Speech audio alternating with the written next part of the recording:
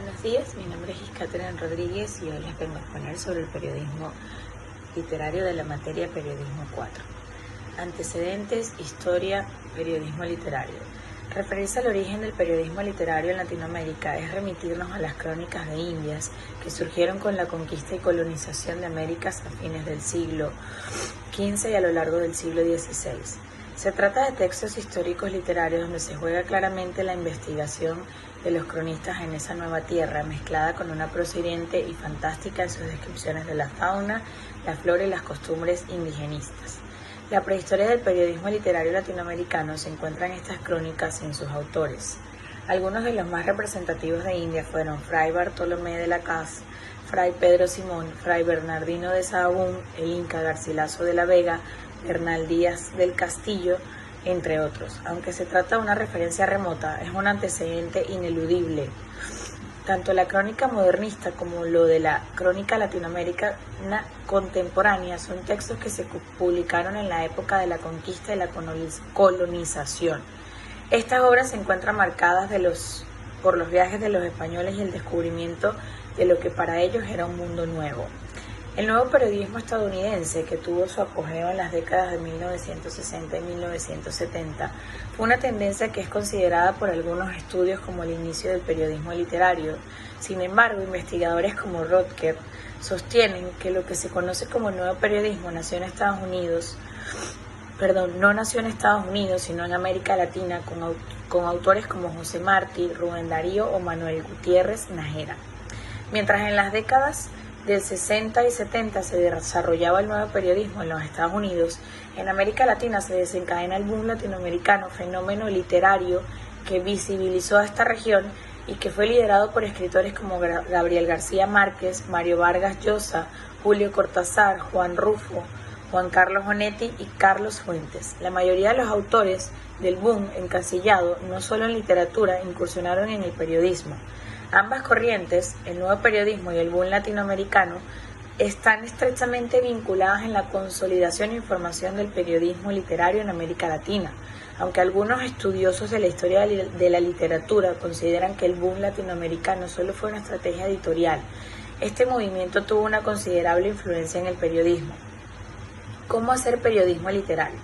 Es importante señalar que el periodismo literario debe tener el mismo apego a la investigación y redacción periodística, cuidadosa e incisiva, clara y concisa, así como a las técnicas literarias de la literatura de ficción, como son el suspenso, desarrollo dramático y desarrollo de los personajes. Clave del periodismo literario.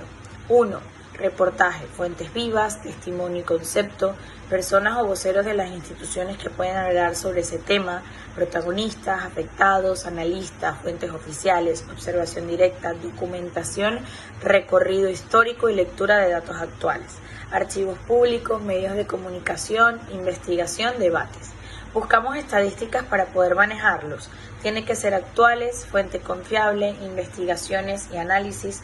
Después de toda la investigación quedan inquietudes y claridades. Con las preguntas volvemos a la fuente y empezamos el proceso de observación directa. 2. Ordenar la información.